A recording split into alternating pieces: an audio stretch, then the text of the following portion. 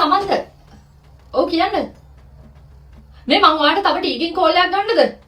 මං දුවව ශිෂ්‍යත්ව පන්ති දාන්න ආව. පරක්කු වෙලා පැච් එකකුත් ගියානේ බයිසිකලේ එද්දි. ඔව්. දැන් ගිය සතියේ සර්විස් කරේ.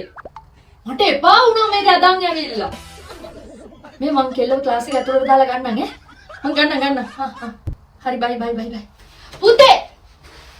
කොහෙද ළමයි යන්නේ බෑග් එක? යන්න. අරගෙන යන්න.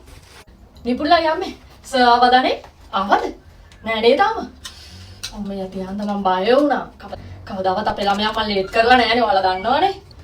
ඔව් පැච් එකක් ගියානේ අනේ. ඒකයි උනේ. පිස්සු හැදෙනවා එක්කේ. තුම්මන් හන්දියේ ඉඳන් පැච් එක දාගන්න.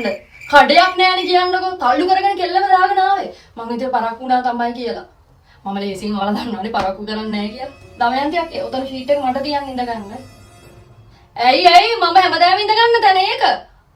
ඔයාලා නිකන් බබාලා වෙන්න හදන්න එපා. මං කෙල්ලව දාලා එතනින් හැමදාම ඉඳගන්නේ. අනේ මේ හෙල්මට් එක තියන් දමයන්තියක්කේ. මේ කාන්තියක් ආවද? කාන්තියක්කේ. සීටු සල්ලි දෙන්න තියනව නේද? ඇයි අක්කේ මම දුන්නේ ඔයා ලියාගත්තේ නැද්ද? දුවගේ කලින් රිවිෂන් ක්ලාස් එක දවසේනේ දුන්නේ. මං තව 5200යි දෙන්න කියන්නේ.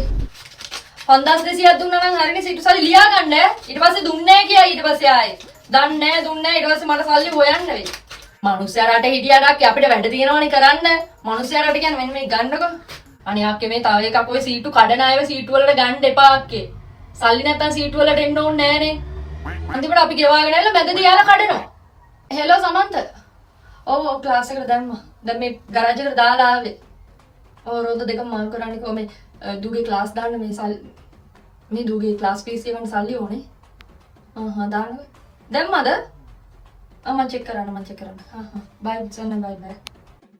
අම්මෝ පිස්සු හැදෙනවා තිලගක්කේ. ඇයි කියලා අහන්නේ දැන් කීයද උදේ 9යි. දැන් මෙතන ක්ලාස් එකට දාපුවාන් පස්සේ ඊට පස්සේ මියුසික් ක්ලාස් කෙල්ලට. ඊට පස්සේ ආයේ ඩාන්සින් ක්ලාස්. මම පියානෝ පුරුදු කරනවානේ. ඇයි දන්නේ නැද්ද? ඒගොඩවත්ත කියලා සර් කෙනෙක් ඉන්නේ. පියානෝ පුරුදු කරනවා සුපිරියට. මොකද තියෙන්න එපානේ. ටිෂර්ට් වගේ නෙමෙයි මේවත් තියෙන්න ඕනේනේ. දැන් ඉගෙන ගන්න නැතෝ කොයි කාලේ ඉගෙන ගන්නද ඕවා?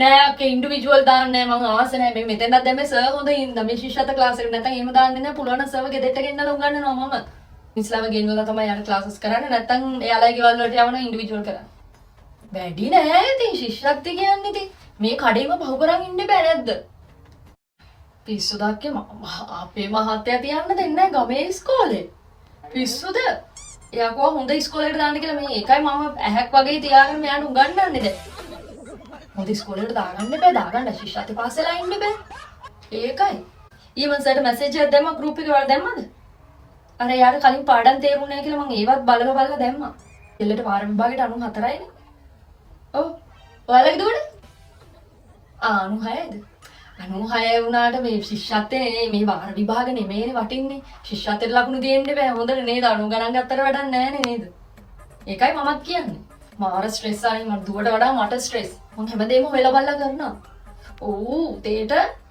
උදේට නැගිට්ටාම පාඩම් කරන්න ඕනේ අපේ ගෙදර. මම එහෙමයි කියලා තියෙන්නේ. කිරි එක මම හදලා දෙනවා, කවනවා, පොවනවා හැමදේම. යාට තියෙන පාඩම් කරන්න විතරයි. මොන සෙල්ලම්දනේ?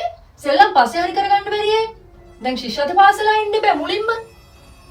සෙල්ලම් කරන්න දෙන්නේ නැහැ අපේ කෙල්ලට.